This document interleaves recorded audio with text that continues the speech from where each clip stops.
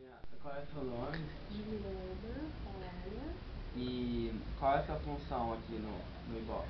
Eu sou gerente de Consumer Insights, que é a área de análise da informação dentro do Ibope Mídia, que é onde a gente avalia pesquisas de mídia. Sim, então a gente tem um trabalho que é contato com o mercado de pesquisa e nada melhor do que o Ibope para a gente ter esse contato com pesquisa. A gente quer saber algumas perguntas. A primeira é essa: como que é a operação da pesquisa aqui no Ibope? A estrutura do departamento, o que se faz internamente, para que tipo de pesquisa são contratados os fornecedores e os critérios de contratação? Então essa pergunta ela se aplica bastante para as empresas, né? Porque o Ibope, sendo o Ibope um instituto, todo ele é feito de pesquisa. E a gente respira pesquisa, pesquisa é a nossa matéria-prima. Agora, a estrutura nas empresas hoje em dia, ela tem ficado cada vez mais enxuta. Então, as áreas de pesquisa, elas estão trabalhando muito próximo das áreas ou de marketing ou de BI, onde elas conseguem alimentar essas áreas com informações e informações que vêm desse processo voltado para a pesquisa mesmo, do conhecimento, de uma exploração de uma hipótese, análise de cenário, tudo isso que vem muitas vezes por meio da pesquisa, seja um desk research ou seja uma pesquisa focada. E a escolha de fornecedores, isso a gente vê muito aqui, ela é muito feita com base em melhores práticas. Então você tem uma série de pré-requisitos, ética, a sua credibilidade no mercado, o Ibope nesse caso sempre tem um destaque muito positivo em função da nossa história de 70 anos no mercado brasileiro e latino-americano agora. Então, para se escolher um fornecedor, ele tem que passar por todas essas etapas e esses critérios para serem contratados. Nós vamos para a próxima. Situações que a empresa usa e aplica pesquisa mercadológica. Para quais decisões de marketing? Geralmente as empresas contratam você para quais decisões tomar de marketing? Nossa, para várias. Na verdade, como eu sou da área de mídia, as empresas, e aí no caso a maioria dos nossos clientes na área de mídia são veículos de comunicação, então a gente tem dois lados. O lado do veículo, que é, por exemplo, uma emissora de TV como o Globo, como o Google, enfim, como uma emissora de TV aqui em Portugal, eles nos contratam para entender a composição da audiência deles. Quem assiste a TV ou quem acessa o Google, quando acessa, que horas acessa, entender esse comportamento todo por trás desse uso, esse comportamento digital. Né? Por outro lado, a gente tem as agências. As agências de publicidade compram dado do Ibope para quê? Para conseguir fazer o seu planejamento de mídia.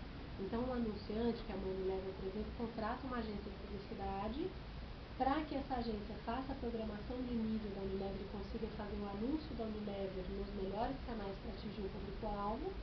E o Ibope entra nesse momento também, porque a gente, a partir desses dados que a gente tem de hábito de consumidores, de frequência, de consumidores e tudo mais, a gente consegue, então, passar essa informação para a agência e a agência saber de que forma ela vai rentabilizar esse anúncio, essa veiculação. Então, nesses dois, pensando no meu contexto mesmo aqui do Ibope, De mídia, né? de mídia, a gente acaba sendo contratado nessas duas situações, principalmente. E tem algumas pesquisas compradas? Tipo, vocês pegam a pesquisa da internet em vez de fazerem uma pesquisa?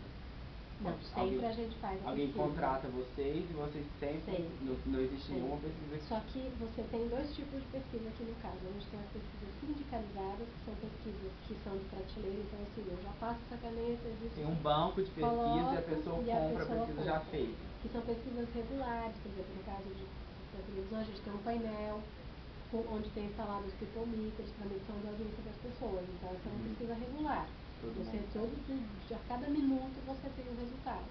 Tem outras pesquisas que são pesquisas que a gente chama de single source, que é uma pessoa responde mais de 1000 questões no questionário, mas não é um painel. São pessoas diferentes a cada ângulo da pesquisa. Então depende do momento. Entendi. Agora são vários tipos mesmo. E quais são as metodologias ou técnicas utilizadas? Então, aqui a gente tem, pensando no nosso caso, a gente tem a metodologia painel, que é essa onde a gente tem certo número de pessoas que colaboram com a gente regularmente.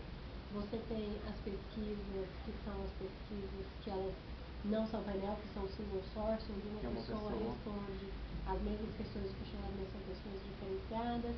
Você tem pesquisas que são pesquisas quant, que são ad hoc, que aí você tem uma necessidade, eu vou lá, vou entender sua necessidade, vou aplicar ao campo. E agora a minha área trabalha especificamente com pesquisas de mídia social, que é onde a gente consegue entender o fenômeno da mídia social, captar as informações que estão sendo faladas e extrair insights para os nossos clientes. E o quanto a pesquisa decide uma posição ou orienta? 100%. 100%? 100%.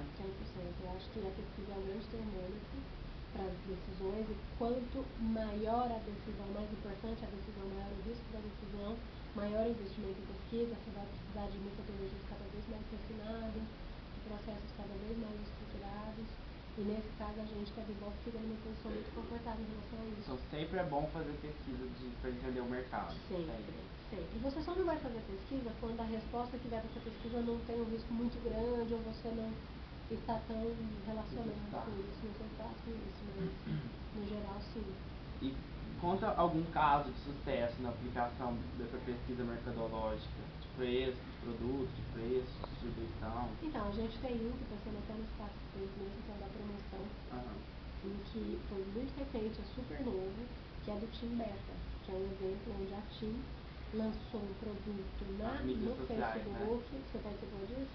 Não, mas eu vi gente falando que recebia o Team Beta. Ah, é? Que legal. Então, eu não vi, porque eu não era pro meu target.